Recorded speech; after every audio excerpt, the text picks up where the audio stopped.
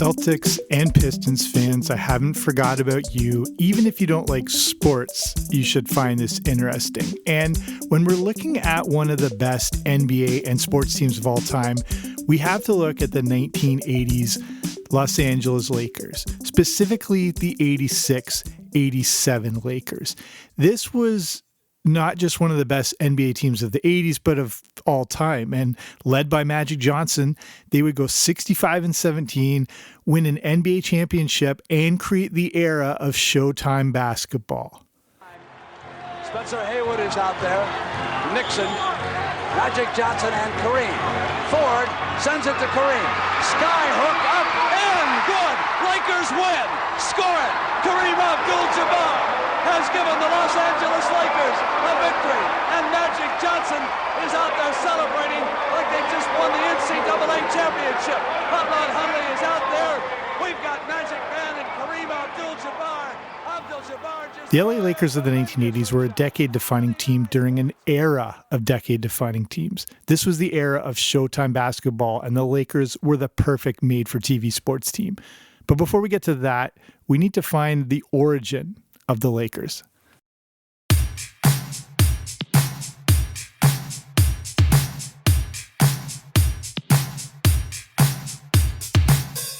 As a franchise, the LA Lakers actually go back to the 1940s.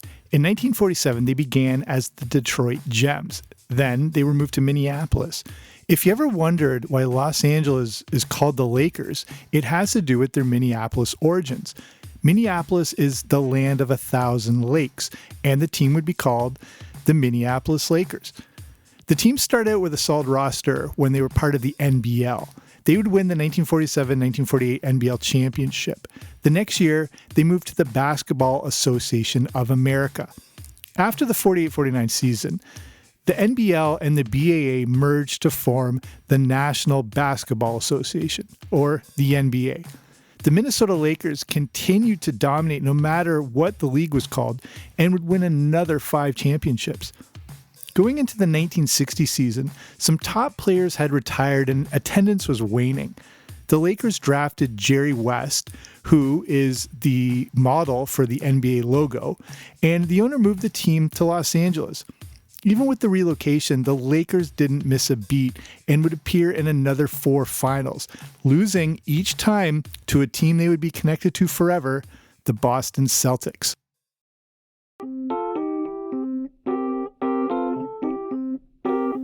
Now we're heading into the 1970s. In 1968, the Lakers would acquire a player that would help to define their franchise forever, Wilt Chamberlain. In that 1968 season, they yet again lost in the finals to the Celtics. In 1972, with the dominance of Chamberlain, the Lakers would finally win a championship. It would be their first championship in the NBA and their first one as the Los Angeles Lakers. It seemed as if Wilt Chamberlain was a franchise-defining player, but 2 new additions would come in that took them to an even higher level. The first was Kareem Abdul-Jabbar, and he came over from Milwaukee.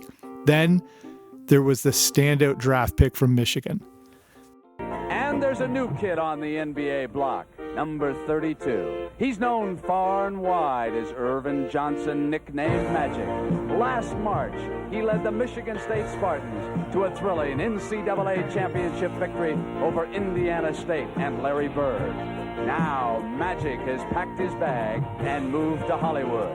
He joins forces with Kareem Abdul-Jabbar, Jamal Wilkes, Norm Nixon, and Spencer Haywood. And the man who is expected to put the go back in the Los Angeles Lakers is Magic Johnson. He's the most discussed newcomer to the LA basketball scene since another guard arrived, fella by the name of Jerry West. It's crazy to think these players were on the same team at the same time. Johnson was still a rookie, but showed a sixth sense on the court. His ability to find players with no-look passes made him extremely difficult to defend against. It took a while for the team to adopt to his style, but once they did, they were pretty unstoppable. In his rookie season, Magic Johnson would help lead the team to a 60-win season and an NBA championship. He picked up Finals MVP honors at the same time. Not a bad first season.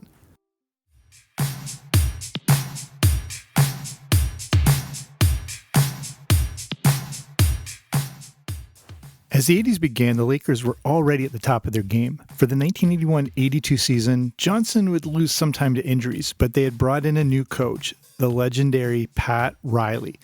With assistant coach Jerry West, the Lakers came out hot, winning 17 of the first 20 games. The Lakers had a fast break that was relentless. They were so big and moved so fast that it was a nightmare to defend against. This dynamic and very entertaining style of basketball earned them the name Showtime. As the 80s moved on, Lakers games had now become events. They were a super hot ticket, and everyone wanted to catch a glimpse. Celebrities were now common occurrences at courtside, including a staple of the front row, Jack Nicholson. Having the Laker girls didn't hurt either. This really felt like the beginning when sports moved into show business. The Lakers were pushing the boundaries for presentation, and the game began to feel more like entertainment than merely just a sport. Example, the Laker girls wouldn't be cheerleaders, they would be dancers. Most of what you associate with modern sports as far as how they are packaged and presented started with the Showtime Lakers. The NBA had actually been struggling up to this point, and some say it was on the verge of bankruptcy. A team like the Lakers brought more eyes to the game, bigger TV contracts for the league, bigger endorsement deals and sponsorships, and ultimately more money.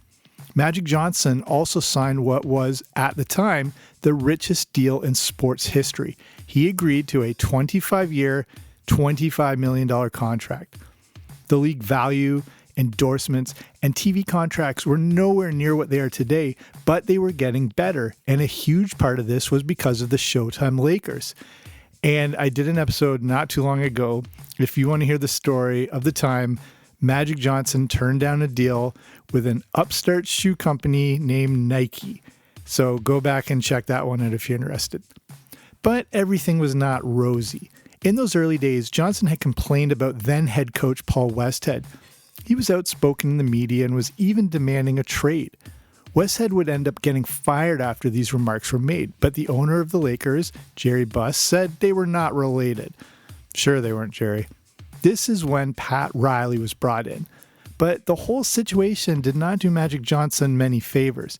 He was seen as disruptive and vilified in the media. He was constantly booed on the road, and the Showtime era made them easy to hate in other markets. Despite their dominance in the 80s, the Lakers were not always on top. In the 82-83 season, they lost in the finals in 4 straight games to the Philadelphia 76ers. In the 83-84 season, they again came out hot and went 54-29. This brought them back to the finals against their old rivals, the Boston Celtics. This was the first time the two iconic teams had faced off in the finals since way back in 1969. The Lakers quickly went up 2-1, but the Celtics rallied and won 3 of the next 4 to secure the championship. For those keeping score at home, especially if you're from Boston, the Lakers were now 0-8 against the Celtics in a championship series. The next season, with motivation from the previous year's loss, the Lakers again came out hard. They easily won the Pacific Division and had a dominant playoff run. They would only lose 2 games during the Western Conference playoffs. This would bring them back to the finals against their old foes, the Celtics. LA got crushed in the first game, and it was looking like a familiar story. However, led by a 38-year-old and eventual MVP Kareem Abdul-Jabbar, the Lakers would win the title in 6 games on the road in Boston. This was the only visiting team to ever win a championship in the legendary Boston Garden. Despite how dominant the Lakers have been over the years, there was one season that stood above all others.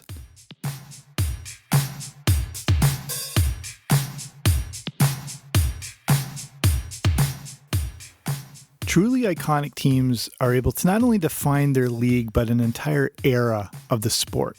Every sport has its dominant and iconic teams. The Oilers, the Canadiens, the Patriots, the Yankees, the 49ers, the Bears, Man United, just to name a few.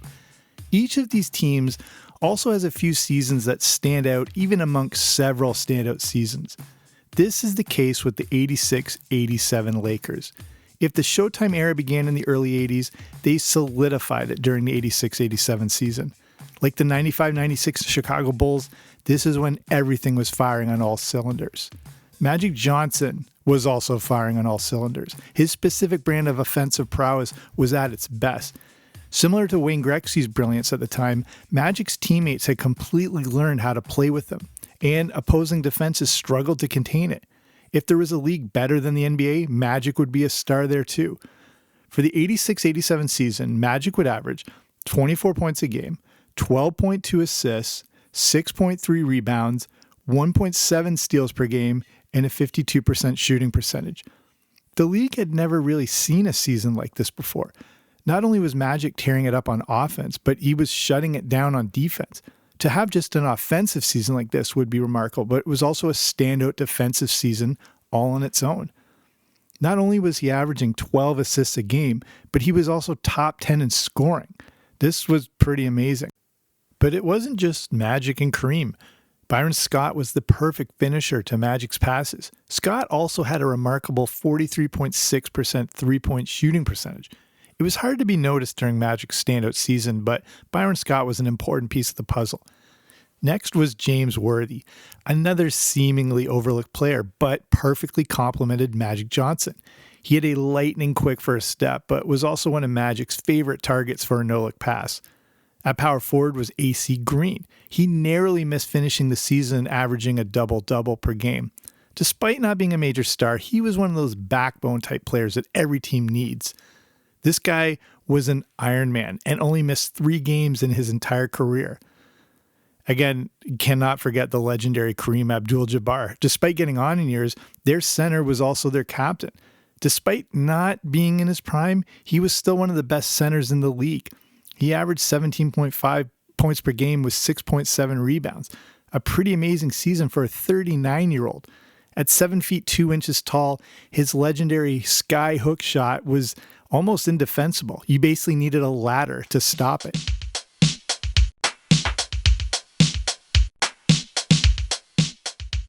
So you've got your household name starters, but the Lakers of that year had a really deep bench. The second unit contained Michael Cooper, an amazing perimeter defender, and the guy used to shut down the top outside shooter from every team they played. Cooper would be the defensive player of the year for the season, and he was on the bench. This is what I mean by depth. They also had Michael Thompson, the 6'10 power forward, was a finesse player and offensive threat. Despite averaging 20 points a game before he joined the Lakers, he needed to be assigned to the bench to come in and provide a spark. Kurt Rambis was another one of those grinders that every team needs. He might not have been pretty to watch, but got the job done. It goes on from there, but this is just to give you an idea of the individual skill this team possessed. But individual skill only gets you so far. You need to play as a unit. Not only could they do that, but they somehow assembled the perfect combination to play with Magic Johnson. Johnson was a unique player, and not everyone could adapt to his style. Fortunately for the 86-87 Lakers, everyone was in sync with him. The Lakers ran the floor fast and pushed the tempo. This was pure Showtime Lakers basketball. You didn't even have to like basketball to be entertained by this team. I'm a hockey guy through and through, but there are just some teams from other sports that you are drawn to watch. This team was one of them. The Lakers were just so damn fast, and it looked like every player was trying to clock their best 40-yard dash time every time they moved down the court with the ball. They could slow things down and leave opposing teams bewildered by what was coming next. It was really hard to prepare a game plan to face these Lakers.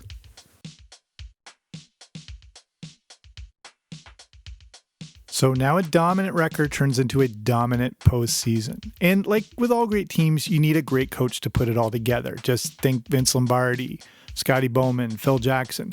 Pat Riley had an insatiable appetite to win. He not only had a team overrunning with talent, he knew how to get the best out of them. The 86-87 Lakers went on to an incredible 65-17 season. It's hard to imagine a team like this ever losing a game. If they did, God help the opposing team the next night. They then rode this dominant play right into that year's playoffs. They beat the Denver Nuggets in 3 games, beat Golden State in 5 games, then swept the Seattle Supersonics to win the conference. And who would be waiting for them in the NBA Finals? None other than the team that was a key part of their history, the Boston Celtics. The Lakers had peaked going into the finals, and the relentless pace would be too much for that year's Celtics. The Lakers would win the championship 4-2. Magic had a series for the ages, including an iconic skyhook shot to win Game 4. He would finish the finals with 26.2 points per game, 13 assists, 8 rebounds, and 2.3 shots blocked per game. A ridiculous stat line that almost saw him average a triple-double for the first time in finals history. Even Larry Bird had to admit that Magic Johnson was unstoppable at this point in his career. Let's look at a few more of the stats for this season. So the record, 65-17. Their offense was number 1 in the league. Their defense was number 7 in the league. They beat teams by an average of 9.3 points. That's pretty good. Their playoff record was 15-3. The season MVP was Magic Johnson. The finals MVP, also Magic Johnson. So it didn't end there, but all good things have to come to an end. It's not that the 86-87 season was the end of the Lakers, far from it. This was just the team at their absolute peak. In the coming years, they were still dominant, just not quite as dominant as this year. In the 87-88 season, they would go 62-20 and start the playoffs sweeping the Spurs. But this is where things would get tough.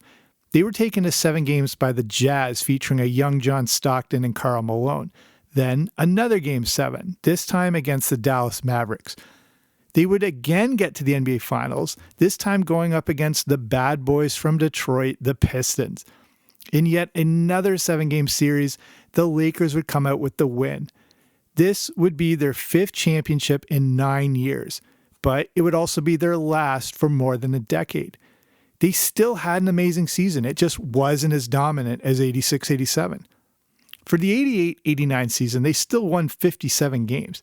This time, they had an easier run in the playoffs, sweeping through the early rounds. This, again, would bring them up against the Detroit Pistons in the finals where the Lakers got swept. Kareem would announce his retirement after this season. The next year, despite winning their 9th consecutive division crown, they would get knocked out in the second round of the playoffs. As the 90s began, the Showtime era seemed to have come to a close.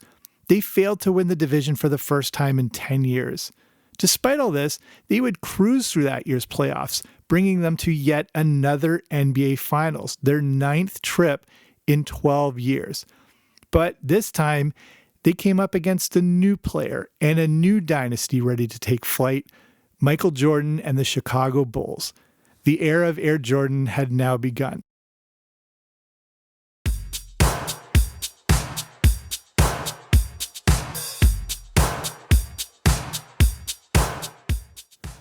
So how do the 86-87 Lakers match up against other iconic teams? These discussions are almost impossible, but they're still fun to have. It's great to debate how different iconic teams would be if they had to play each other. How would the Montreal Canadiens of the 1970s do against the great Edmonton Oilers of the 1980s? How would the 86-87 Lakers do against other iconic teams such as the Bulls in their prime, the Milwaukee Bucks of the early 70s, LeBron's 2015-2016 year with the Cavs, or Golden State with Steph Curry? Again, almost impossible to compare these different eras in sport. So many things change and there are so many variables to consider. Some eras were not as big on defense. Some eras were more physical and you wouldn't get the calls you do today. But with those Lakers, their speed would transfer over to any era of basketball. This might be the thing that could actually let them compete no matter what the year was. Modern teams might have trouble containing them, and the free-flowing style of offense might overwhelm modern defenses. Or defensive-minded teams may find a way to contain the Showtime Lakers. Would physicality be enough to slow them down, or would this lead to too many fouls? Basically, we'll never know, but it's always fun to speculate. The 80s were a golden age of the NBA. Besides the 86-87 Lakers, you also had the 85-86 Celtics, the 82-83 Philadelphia 76ers, and the 88-89 Detroit Pistons. All these teams have been considered to be in the top 10 greatest NBA teams of all time, and they all existed within a few years of each other. Were these Lakers the best team of the 80s? They might very well be. It all depends on who you ask. No one from Boston would ever admit this, neither would someone from Detroit, even Philly. From an outsider's perspective, they were definitely the most notable. The Showtime era of the Lakers caught the sports world by storm. Everyone knew who Magic was, and the Lakers were must-see TV before this was even a thing. Whether they had the best team in the 80s remains up for debate, but definitely in the conversation. What doesn't seem up for debate is how astounding this 86-87 season was. Is it the best in league history? Again, up for debate. Many may go with the 95-96 Bulls, but this Lakers team is still in the mix. The Lakers are such an iconic franchise, this team may not even be the best Lakers team ever. But as more time goes by, it's a season that continues to astonish. The 80s were an amazing time for the NBA and sports in general. New stars were being born and it gave us multiple dynasties all at once. As sports continue to evolve, it's become much tougher to build dynasties. In an era of salary caps, teams relocating, and players leaving for better deals, it can be very difficult to repeat a championship, let alone win one, let alone win several in a row. A three-peat now seems unfathomable. And the last team to do it? The Lakers in 2002. There seemed to be an abundance of sporting dynasties in the 80s. Besides the Lakers, Celtics, and Pistons of the NBA, in the NHL you had the Edmonton Oilers.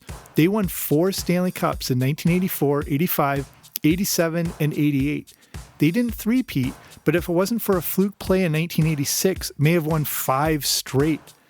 The New York Islanders of the 80s had a three-peat and even won 4 in a row, making them the last team of the 4 main professional North American sports to do so. This has now stood for nearly 40 years.